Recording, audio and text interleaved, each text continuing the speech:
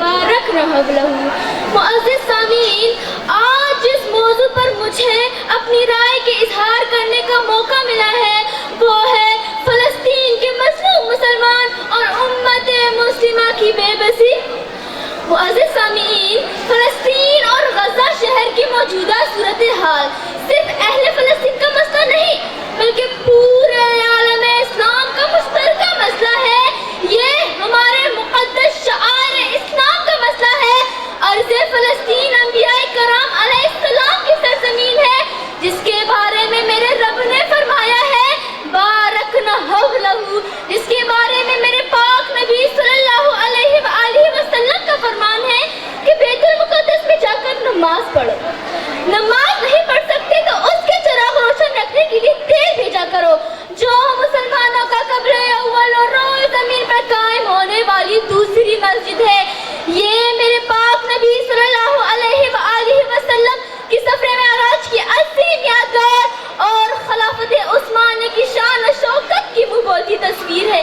لیکن معزز سامعین، لیکن مجھے یہ بھی کہنے دیجیے کہ آج یہی سرزمین 57 اسلامی ممالک، ان کی مسلح افواج اور عیاش حکمرانوں کی بے حسی اور بے بسی کی منہ بولتی تصویر ہے۔ ایک ماہ کے اندر غزہ شہر میں بچوں اور عورتوں سمیت 12,000 سے زائد مسلمانوں کو شہید کر دیا گیا۔ 2 لاکھ سے زائد گھروں کو بمباری سے اڑا دیا گیا۔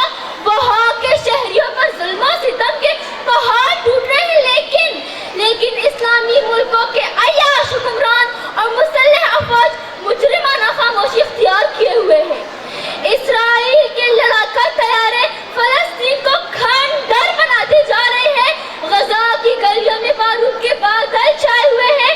بچوں، مظلوم بوڑھوں کی چیخیں، بکھری ہوئی لاشیں اور ماں بہنوں کے سروں سے اٹھی ہوئی چادریں آج پھر کسی عمر بن خطاب کے انتظار میں ہیں، پھر سے کسی صلاح الدین ایوبی اور خلیفہ معتصم کے منتظر ہیں۔ لیکن افسوس کہ آج غیرت فاروقی اور جرت ایوبی امت مسلمہ میں زندہ نہ رہی۔ معزز سامعین، آج یتیم بچے کس کو پکارے؟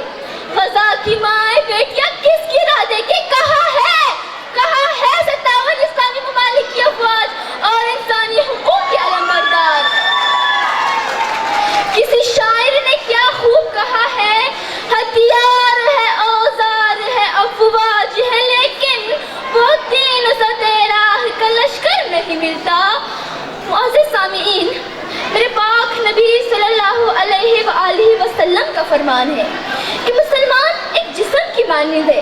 جب جسم کے کسی ایک حصے میں درد ہوتا ہے تو پورا جسم بے قرار رہتا ہے۔ جب جسم کے کسی ایک عضو میں درد ہوتا ہے تو مسکراہٹیں چھن جاتی ہے، چہرے مرجھا جاتے ہیں۔ درد تو رلاتا ہے، تڑپاتا ہے اور اپنے رب سے تعلق بڑھاتا ہے۔ تو کیا ہمارے دلوں میں فلسطین کے بچوں کے لیے ایسا درد موجود ہے؟ اگر نہیں تو ہمارے ایمانی تعلق میں شدید کمی ہے۔ معزز سامعین، ہمارا درد تو دوہرا ہونا چاہیے، ایک طرف ظلم کا درد اور دوسری طرف ان کو بے یار و مددگار چھوڑنے کا درد۔ اس لیے معزز سامعین، آئے غزہ شہر کے مظلوموں کے لیے اپنا کردار ادا کرے، ان کے حق میں ہر جگہ بولنے کے ذریعے، ان سے اظہار یکجہتی کے ذریعے، اپنے حکمرانوں میں شعور اور غیرت پیدا کرنے کے ذریعے اسرائیلی مصنوعات کی بائیکاٹ کرنے کے ذریعے۔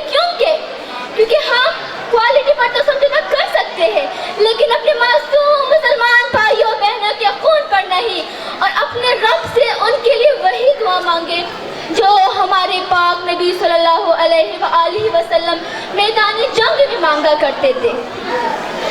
اللہم یا منزل الکتاب، سریع الحساب، حازم الاحزاب، اللہم زلزل الارض من تحت اقدام الیہود، یا اللہ انصرنا علیہم، آمین یا رب العالمین، والسلام۔